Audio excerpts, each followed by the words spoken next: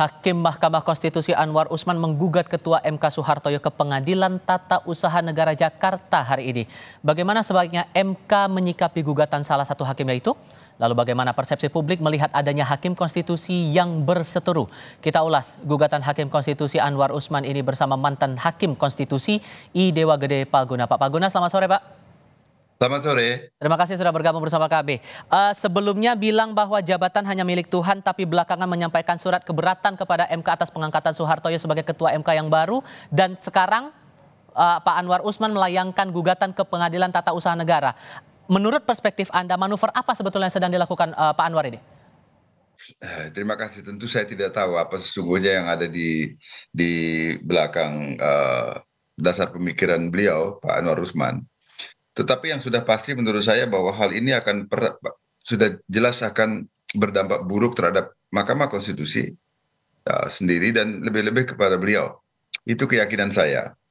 Keyakinan saya itu didasari oleh fakta-fakta sosial yang berkembang sebelum, pada saat, dan sesudah putusan dalam perkara 90 diambil dan setelah diucapkannya putusan Majelis Kehormatan Mahkamah Konstitusi. Nah, itu yang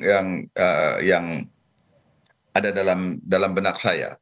Karena sekarang persoalannya mestinya adalah konsentrasi dari Mahkamah Konstitusi adalah ditujukan kepada upaya, kalau boleh saya mengatakan, adalah upaya pemulihan keadaan yang boleh dikatakan terpuruk, sangat terpuruk di mata publik. Kita tidak bicara soal ini ya, kita tidak bicara soal persepsi hukumnya ya, bukan soal hukumnya. Kita percaya soal persepsi publiknya yang sangat terpuruk di mata publik, dan ini harusnya dijawab dengan kinerja oleh Mahkamah Konstitusi khususnya.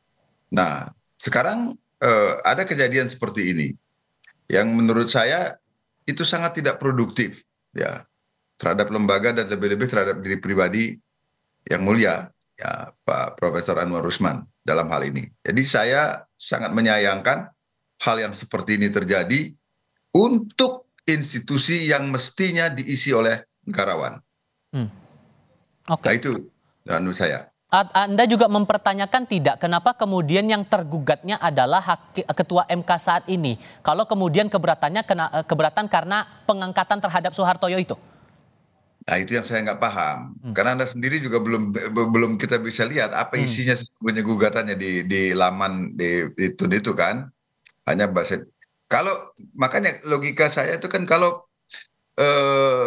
gugatan tata usaha negara itu kan berarti ditujukannya adalah kepada putusan pejabat tata usaha negara kan gitu kan.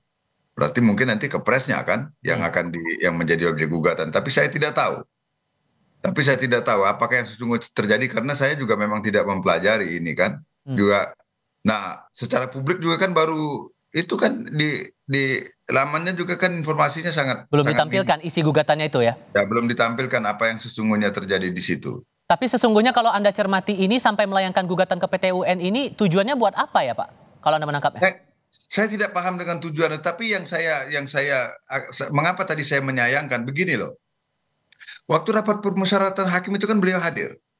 Walaupun karena putusan Majelis Kehormatan Mahkamah Konstitusi beliau tidak boleh lagi dicalonkan atau mencalonkan diri sebagai ketua Mahkamah Konstitusi kan.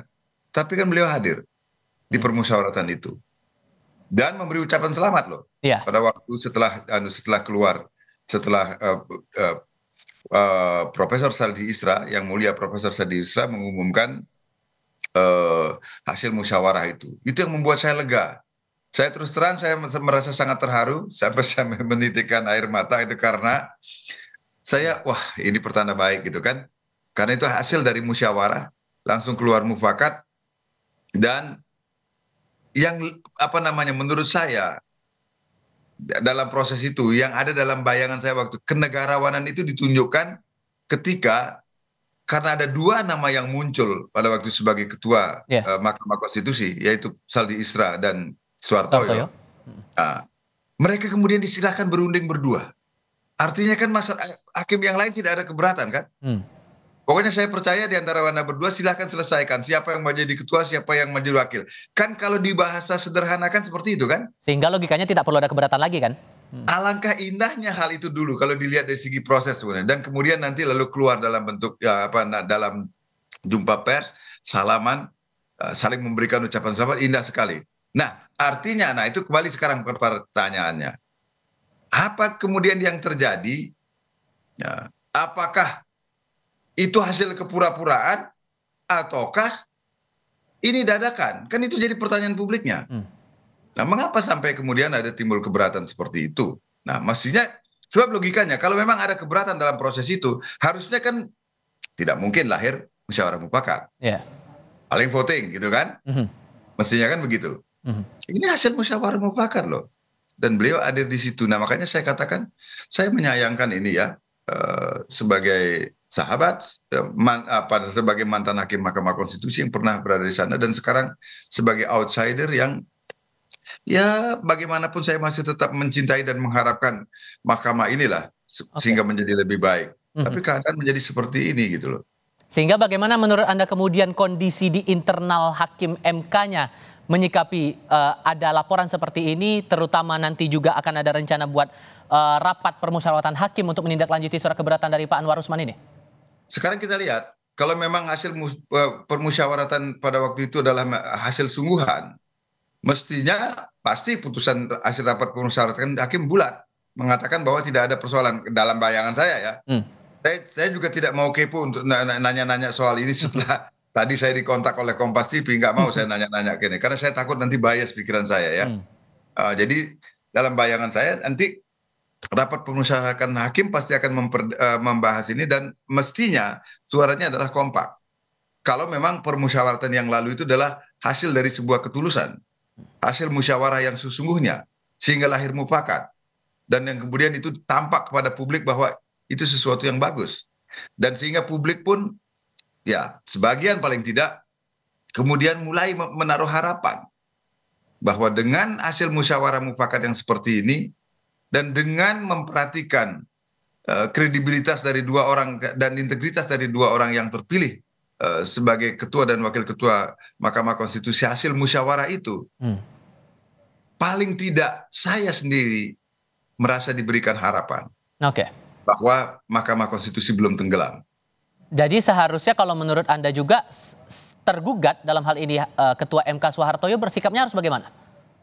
Saya kira kalau putusan makanya aneh bagi saya. Kenapa kok tergugatnya Pak Soeharto? Padahal ini katanya diajukannya di TUN. Hmm. Jadi Pak Soeharto yang digugat bagaimana? Kan mestinya kan tindak perbuatan pejabat tata usaha negara itu yang digugat kan, yang dipersoalkan dalam hal ini ada keputusannya kan. Keputusan pengangkatan Pak Soehartoyo kan itu yang mestinya digugat kalau memang gugatannya gugatan tata usaha negara loh. Hmm. Dalam pemahaman saya. Ya. Kecuali kalau saya keliru ya memahami tindakan yang sesungguhnya itu. Jadi seharusnya Soehartoyo santai saja menanggapi ini.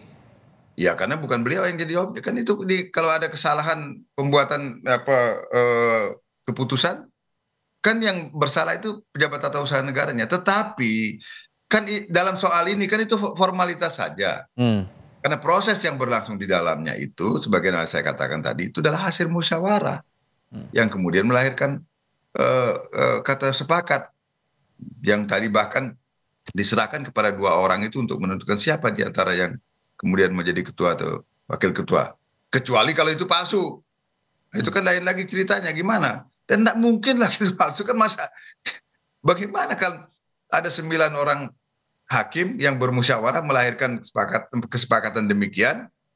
Dan kemudian itu diakhiri dengan pemberian ucapan selamat dalam sebuah jumpa pers yang ditonton oleh publik seluruh Indonesia bahkan mungkin juga dari luar negeri karena saya juga mendapatkan WA dari kawan saya yang berada di London gitu ya mengenai soal ini dan di apa namanya di Jerman gitu ya apa yang saya ya artinya ini kan ditonton oleh banyak orang bukan hanya di dalam negeri tapi di luar juga gitu.